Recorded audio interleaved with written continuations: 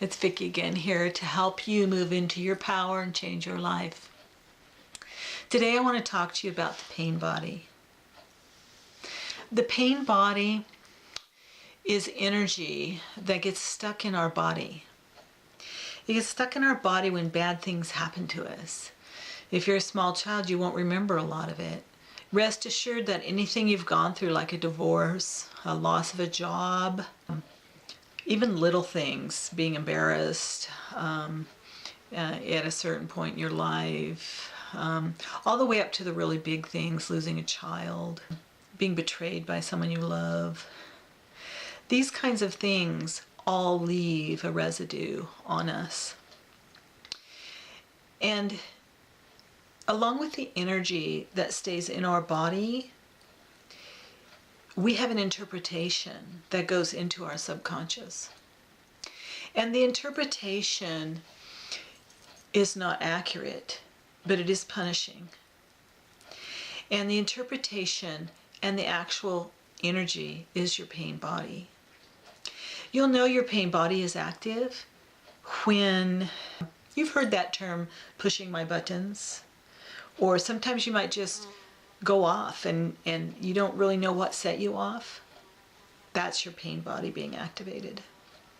I have actually had people, I have experiences where a person will lecture me and tell me what a bad person I am, and then that night that dark black energy will visit me in my room.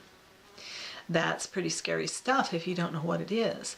What's happening there is the person has a bad pain body and they get relief from it by putting that negative energy onto you. You've probably heard that called projection, when people are projecting onto you their own state of subconscious mind.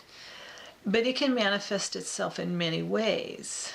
And that also is determined by your subconscious. So your whole life, as it's being lived in the physical world, is a reflection or a mirror of your subconscious and your pain body.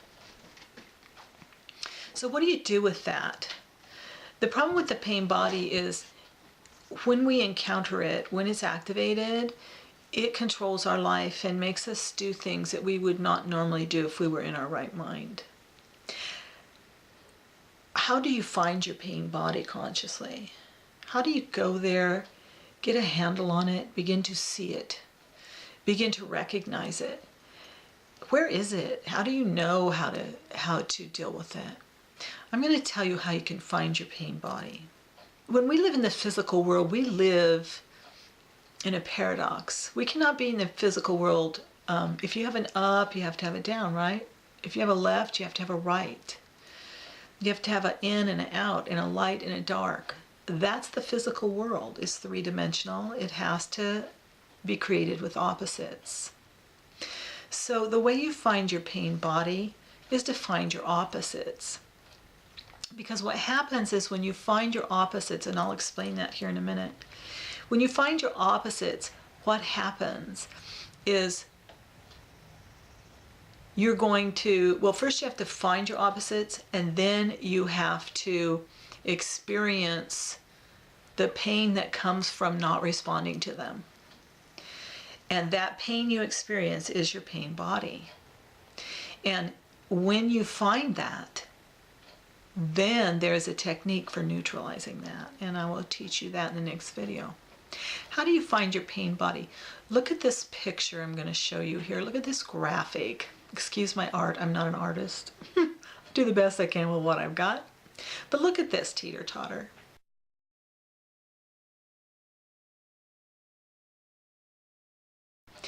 Notice that on the one side of the teeter-totter, you have the self that is angry. And on the other side of the teeter-totter, you have the self that feels sorry for yourself, that feels victimized.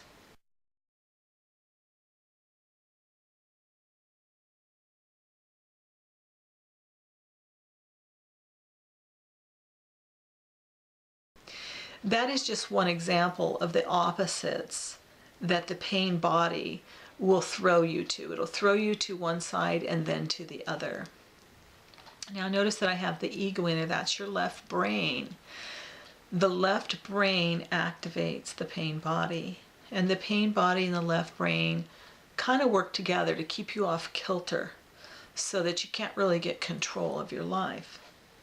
So to get control of your life and to heal your pain body, you have to start thinking about your day and what happens during that time. I can give you an example of mine. One of them that I had, okay, and how it changes your life. I had two opposites. I have like a food addiction. I'm an emotional eater.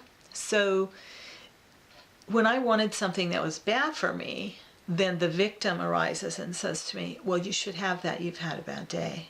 Life has been tough. You've been beat up this week. You deserve a treat. That was my victim, okay? Person that feels sorry for me. So then I would eat what's bad for me. And then the opposite side is the anger, or the mother's voice, or that tyrant that says to you, you are a weak person. You are a bad person. You deserve to be fat. Okay, so those are two opposites. And you'll notice, if you look for yours, you'll have several maybe. I know I've got a couple others that I've fixed. You'll notice that you swing from one to the other. Now, how do you get to where you're not doing that? How do you get to that authentic space where your authentic self knows what's good for you and chooses it?